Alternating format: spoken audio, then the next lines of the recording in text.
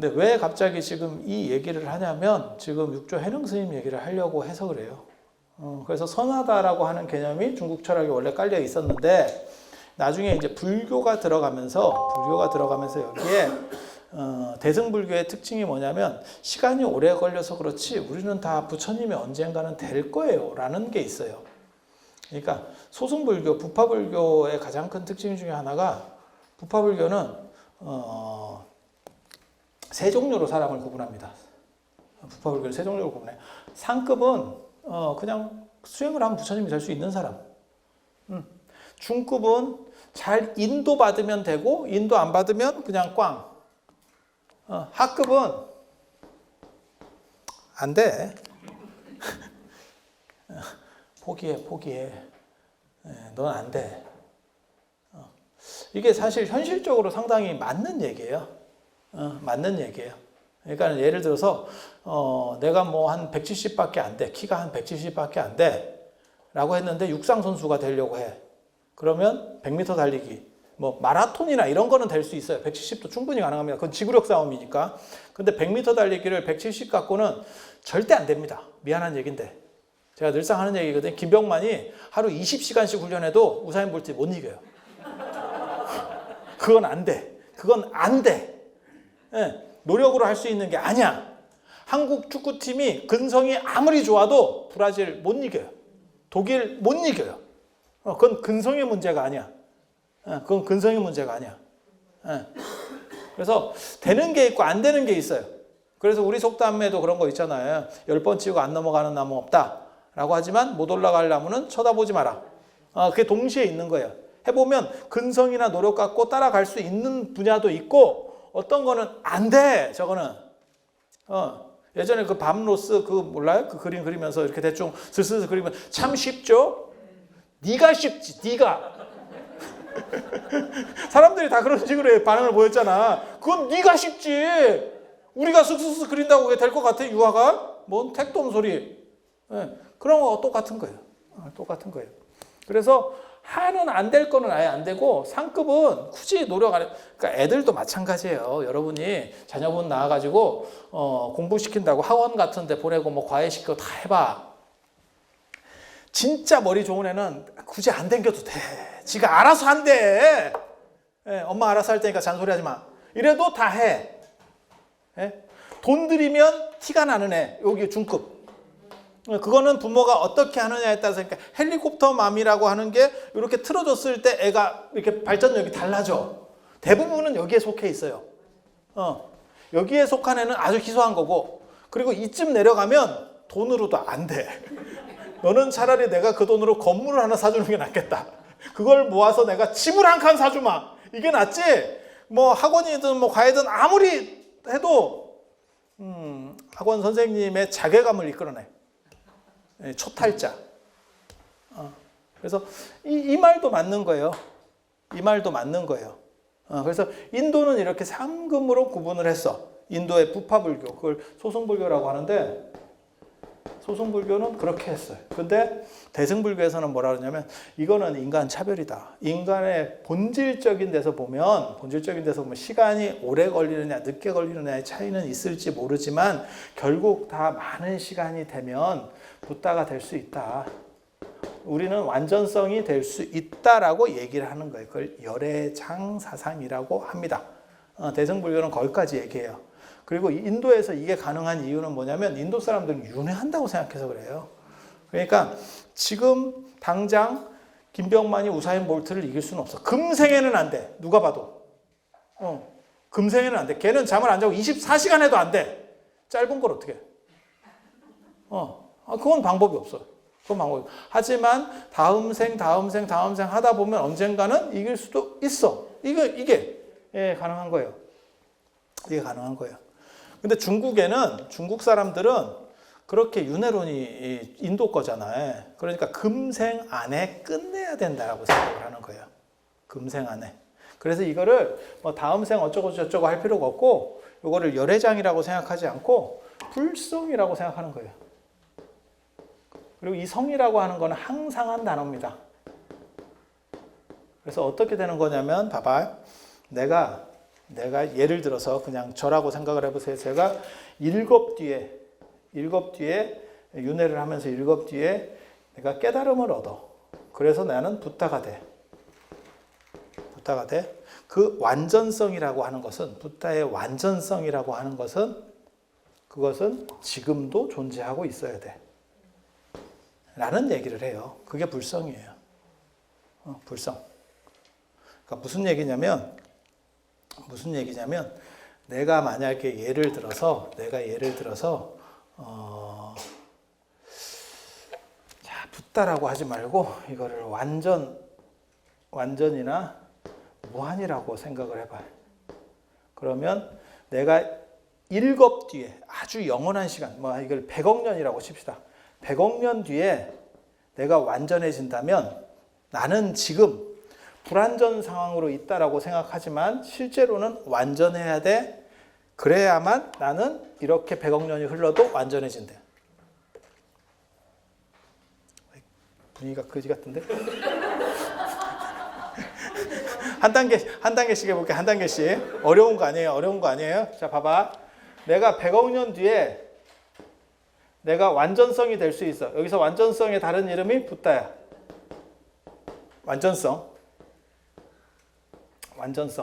완전성이라고 하는 것은 100%거든. 100%.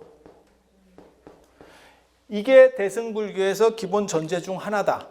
그게 모든 사람이 붓다가 될 수 있는 거고 그것을 보살이라고 한다. 현재적으로는 그러한 붓다가 못된 상황을 보살이라고 한다. 그래서 대승불교에서는 모든 사람이 보살이라고 얘기를 한다. 여기까지는 이해가 됩니까? 시간이 내가 좀 더 상태가 메롱이야. 그러면 200년, 200억, 300억 년 뒤, 1000억 년 뒤 어때? 그렇게 되면 완전성이 될 수 있을까? 내가 계속 점진적으로 나아가면 언젠가는 붓다가 될 수 있을까? 어때? 못해? 될 때까지 시간을 계속 늘리면 돼. 될 때까지 시간을 계속 늘리면 돼. 네. 이게 대승불교의 어떤 기본 전제예요. 기본 전제. 소승불교는 안 될 놈은 안 돼. 그러니까 끊고 가는 거야. 끊고 가는 거예요. 교육에 있어서도 이 두 가지가 지금 나타나는 거예요. 그러니까 우리 어렸을 때만 해도 우열반 이렇게 해서 끊고 갔거든. 안 되려면 안 돼. 나 맨날 열반이었어. 사람들은 내가 공부 잘하는 줄 아는데 진짜 웃기지도 않는 소리. 저는 평생에 공부라고 하는 걸 제대로 해본 적이 없습니다. 그냥 하고 싶으면 하고 말고 싶으면 말고 대충 이렇게 살았지 뭐 제대로 된 공부를 해본 적이 없어요. 그리고 학교 가서도 맨날 딴짓해. 난 대학원에서도 딴짓하고 있었어. 그래서 선생님들이 되게 좀 이상하게 봤어요. 근데 저는 공부라고 생각하고 하는 게 아니고 그냥 이거는 내 마음에 들어. 그러면 우리는 내가 마음에 드는 거는 최고까지 올려요. 공부만 그런 거 아니야. 뭐 놀이를 하든 뭘 하든 그러면 거의 최고까지 올라가요. 꽂힌 건. 그리고 안 꽂힌 건 빵점을 맞아도 우리 신경 안 써. 그러니까 냉탕 온탕이야. 주변에 여러분 자녀분들 중에도 그런 애들이 있어요. 대부분 그런 애들이 어떤 거 하는 애들이냐면 날 새서 게임하는 애들. 그런 끼가 있어. 그래서 저는 게임을 안 합니다. 왜? 제가 제 자신을 통제하지 못할 것 같은 생각이 들어서. 제가 어렸을 때 또 게임과 관련해서 또 기가 막힌 전설들이 있어요. 여러분 몰라서 그래. 내가 조금만 더 늦게 태어났으면 프로게이머가 됐을 수도 있는 사람이에요. 엄청난 또 전설 같은 얘기가 있어요. 참. 찍어서 차라리 말을 못 해주겠다. 학교를 제끼고 진짜 게임을 하면서 그 전전에 썼던 또 뭐 이런 시절이 있었어요. 도대체 결손 가정이 아니면 못할 것 같은 행동들을 내가 또 했었다니까. 우리는 또 학교 가기 싫으면 그냥 제껴. 학교를 왜 안 갔느냐라고 물어보면 그냥 가기가 싫어. 우리 약간 생각이 달라요. 그게 나중에 알고 보니까 실존주의더라고요. 그래서 까미의 그 이방인 보면 나 그거 어렸을 때 내가 그걸 딱 이해를 했다니까. 이방인이 그 이방인을 보면 걔가 사람을 죽이거든요. 근데 죽였어. 근데 그게 왜 죽였는지 이유가 없어. 그래서 왜 죽였냐? 이렇게 취조를 하니까 태양빛이 너무 눈부셔서. 그게 답이에요.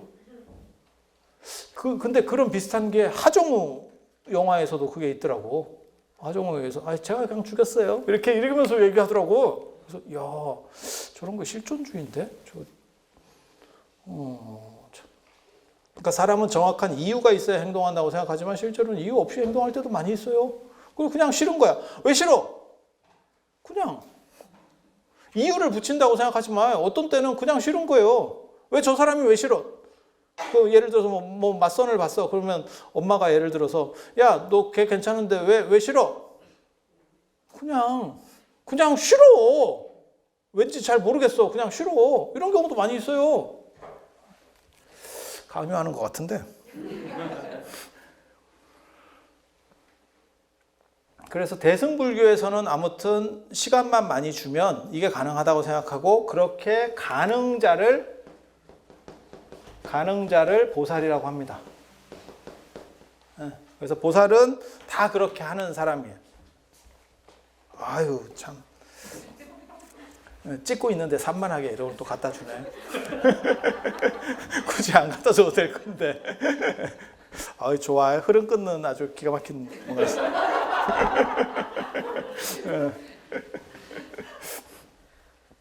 그래서 요걸 잘 이해를 해보세요. 그냥 조금만 따라와봐. 자, 내가 100억 년 뒤에 완전해진다면 지금 나는 완전하냐, 불완전하냐의 문제예요. 완전이냐, 불완전이냐.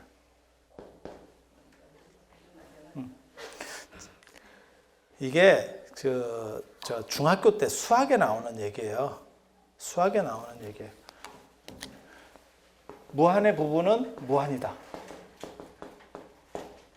그리고 무한을 더해서 무한을 하면 무한이다. 무한의 전체하고 무한의 부분은 대등하다. 이거 중학교 때 나오는 얘기거든요. 이거 똑같은 얘기예요. 완전이라고 하는 거는 이 무한이라고 생각하시면 돼요. 완전성이기 때문에 100억 년 뒤에 완전한 건 지금 내가 완전해 있어야만 가능해. 불완전이 100억 년이 지난다 그래서 완전해지는 게 아니에요. 네.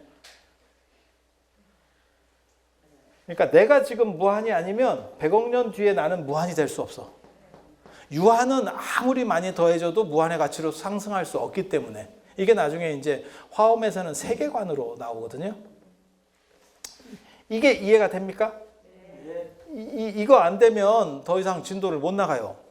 이건 여러분들이 다 이해될 때까지 내가 버틸 수밖에 없어요. 제가 이것만 이해되면 오늘 경기가 이게 도노예요. 사실은 이게 도노가 여기서 나오는 거거든. 도노라고 하는 게. 그래서 자 봐봐. 숫자가 있어. 숫자가 0이 있고 그 다음에 양수가 있고 음수가 있어. 이게 끝에 가면 무한하겠지. 숫자의 무한성이지. 음수, 양수가 다 무한하겠지. 그러면 이 안에 있는 정수 1, 2, 3, 4 얘네는 하나의 숫자인 동시에 이 무한 전체에 포함되어 있는 놈이잖아요. 그러면 얘도 무한이죠. 맞아요? 맞아요? 이거는 공간적인 얘기고 이게 시간적인 얘기예요. 이건 시간적인 얘기. 그래서 만약에 내가 100억 년이든 1000억 년이든 뭐 1조 년이 걸렸든지 간에 내 에너지가 반복되면서 그게 윤회든 안 그러면 에너지가 변화해서 다른 조합들이 계속 만들어지든 해서 나는 완전성이 가능하다면, 완전성이라는 결과를 얻을 수 있다면 그 완전성은 지금도 완전해야만 가능한 거예요. 불완전에는 아무리 많은 시간을 줘도 완전성으로 거듭날 수 없기 때문에. 이해가 됩니까? 그렇기 때문에 불성이라는 완전성을 네가 지금 자각하기만 하면, 해능 스님이 그렇게 얘기하는 거예요. 네가 자각하기만 하면 너는 지금 곧 붓다야. 이렇게 얘기하는 거예요. 그게 돈오라고 하는 개념입니다. 인도는 두 가지 사고를 했기 때문에 점차로 이렇게 간다라고 생각해서 점오라고 하는 거고, 이거는 코페르니쿠스 전회랑 똑같은 거라니까요. 천동설과 지동설은 생각이 바뀌는 거지 현상이 바뀌는 게 아니에요. 나는 완전자라고 하는 것을 자각하게 되면 그러면 내가 살아서 움직이는 모든 것은 완전성이 되는 거예요. 완전성이 되는 거예요. 그러니까 내가 화내는 것도 완전성이에요. 화내는 게 깨달음이라니까. 꼭 깨달은 사람은 뭐 정직해야 되고 도덕적이어야 되고 아니야. 깨달은 사람이 사기칠 수 있는 거예요. 이게 굉장히 재밌는 개념이거든. 굉장히 재밌는 개념이에요. 그리고 실제로 이게 나중에 천태종에서 이런 논의들이 있어요. 근데 깨달은 사람이 사기친다. 이거는 좀 그렇잖아. 그러니까 천태종에서는 뭐라고 얘기하는 거냐면 깨달은 사람도 사기칠 개연성은 존재하는데 그것이 현상적으로 드러나지 않는데. 이게 뭐가 똑같은 거냐면 여기도 그런 얘기를 제가 썼는데 공자가 이게 그거 있어요. 이게 이제 요 관점이 되게 재밌는 관점이에요. 되게 재밌는 관점인데 선종에서 나중에 문제가 되는 게 선종 사람들은 내가 깨달아 있기 때문에 내가 행동하는 모든 것들은 정당성을 가진 다가 있어요. 그게 제가 비판하는 것 중에 하나가 뭐냐면 전에 그 얘기 안 해드렸어요. 제가 경어 스님 얘기? 경어 스님 얘기? 경어 스님이 아니 그 유명한 얘기예요. 경어 스님이 그거 아재아재 바라아재 영화에서도 나왔습니다. 그게 예전에 강수연 머리 밀고 나온 영화에서 나왔어요. 그 경어 스님이 뭐라고 얘기해? 그 일화에 뭐가 있냐면 경어 스님하고 만공 스님하고 이렇게 걸어를 가는데 만공 스님이 너무너무 힘들어 하더래. 길을 가니까. 그러니까 경어 스님이 내가 축지법을 보여주겠다. 이런 쓸데없는 얘기를 하면서 어떤 행동을 하냐면 그때 이제 공동 우물이 있고 이제 물을 떠가는 구조였거든요. 예전 얘기니까 지금 그렇게 해서 거기를 이렇게 우물 쪽에 가니까 여자들이 빨래하는 놈도 있고 물 깃는 사람도 있고 이렇더래. 그래서 그 중에 한 여자한테 강제로 입을 맞추고 뽀뽀하고 튀는 거예요. 뽀뽀하고 튀는 거예요. 그랬더니 마을 사람들이 난리가 난 거지. 이제 지금도 그게 범죄지만 예전에는 그게 굉장히 심각한 범죄예요. 지금하고는 비교도 안 되는 심각한 범죄거든요. 그래서 마을 사람들이 쫓아오게 되고 그때 잡히면 잘못하면 멍석마리로 죽습니다. 그러니까 죽을 정도까지는 아니지만 그렇게 멍석마리를 한번 당하면 골병이 들어가지고 시름시름 하다가 가는 거예요. 왜 그런 얘기 있어요? 우리나라 조선시대 때 태장도유사라고 5개의 형벌이 있는데 태장도유사 5개 형벌이 있는데 보통 이제 곤장 한 80대 이상 되면 그게 사형이라는 얘기거든. 80대나 100대를 맞으면 맞고 나서 그냥 그 골병으로 죽는 거예요. 그러니까 그게 연결돼 있어. 그러니까 80대나 100대를 맞고 제대로 산다라고 하는 개념이 없어요. 그거나 사형이나 마찬가지야. 우리 같으면 사형이 낫지. 80대 맞고 한 2달 시름시름 하다 가느니 그냥 막 한 방에가 좀 맞고라도 한번 버텨보실래? 나는 강력한 생명력이 있어. 그러면 뭐 그렇게 사는 분도 있을 수 있지만 실제로는 그게 불가능하다는 얘기거든요. 그 정도 맞으면 사람 치료가 불가능하니까 이게 옛날 얘기니까. 그래서 멍석마리를 제대로 당하면 사람이 죽습니다. 골병 들어서 죽어요. 그래서 이제 그게 잡히면 그런 멍석마리를 당해야 되는 상황이라서 멍석마리가 뭔지 아시죠? 멍석으로다가 이렇게 사람을 말아서 두드려 패는 거거든요. 왜 그렇게 패냐면 죄의식을 느끼지 않고 많이 때리려고. 사람이 보고 있으면 이게 계속 때리기가 힘든 거예요. 죄의식이 생기니까. 이해가 됩니까? 근데 뭐 말아놓으면 범죄자만 있지 나의 죄의식은 줄어들거든. 그러니까 얼마든지 때릴 수 있는 거예요. 그래서 죽기도 합니다. 죽기도 합니다. 그래서 그렇게 이제 가는데 그래서 이제 마을 사람들이 쫓아오니까 난리가 나고 결국 산을 넘고 막 이렇게 해서 죽자고 도망갔대. 그러고 나서 경호 스님이 뭐라고 만공 스님한테 얘기했냐면 내 축지법이 어떠냐? 너 힘들지 몰랐지? 이렇게 쓸데없는 소리를 했다는 거예요. 잡히면 죽으니까 진짜 꽁지 빠지게 뛰었겠지. 근데 이 얘기가 저는 굉장히 문제 있는 얘기라고 생각을 하거든요. 이런 얘기를 경어록에 수록하는 게 저게 아마 한용운 이런 사람이 했을 거예요. 저게 한용운이 약간 개념이 없거든 원래. 근데 자기가 개념이 없으니까 이런 소리들을 하는데 이거는 굉장히 잘못된 행동이거든요. 아니 오늘날도 만약에 어떤 스님이 이런 행동을 했어. 그러면 자기가 자기 제자한테 교훈을 주기 위해서 다른 사람에게 범죄 행위를 하는 거라니까. 그리고 그 여자는 요즘 같으면 그렇게 뽀뽀 한번 당하면 기분 더럽네 하고 며칠 동안 짜증내고 끝낼 일이지만 그 당시에는요, 그게 이혼 사유도 되고요, 자살을 할 수도 있습니다. 그 사람은 제가 분명히 얘기하는데 정상적 삶을 못 삽니다. 그 시절에는. 외간 남자하고 뽀뽀를 하면, 아니 지금은 별게 아니라니까. 지금은 뭐 에이씨 기분 더럽네, 진짜 이 정도 상황으로 끝날 일이고, 예전에 그 영화도 있었는데 조재현 그 나쁜 남자인가 뭐 이 영화에 보면 거기서도 그런 행동이 나오죠. 이제 길 가다가 자기가 마음에 든다고 뽀뽀를 하는 뭐 이런 게 나오는데, 그 시절 경허 스님의 시절이라고 하는 거를, 그게 일제강점기 초기인데 그때 그거 감당 못 합니다. 그 여자 입장에서는. 그리고 그건 그 여자의 선택이 아니에요. 그건 심각한 범죄입니다. 지금으로 말하면 엄청난 범죄입니다. 네. 그런데 그것을 정당화하면서 그걸 기록으로 남겨? 이건 지정신이 아니에요. 이게 뭐냐면 주관주의에 매몰돼서, 그러니까 깨달음이라고 하는 이 현실이 다 깨달음인 거야. 그분들의 개념에서는. 그렇기 때문에 마치 꿈속처럼 한번 그냥 놀아주고 끝난 거야.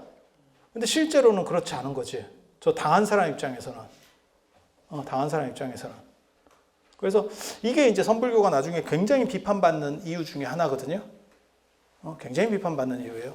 그런데 공자가 뭐라고 한 게 있냐면 종심소유기 부류구라고, 종가가 70에 그런 얘기를 하거든요. 마음 먹은 대로 행하여도 도에서 어긋나지 않는다.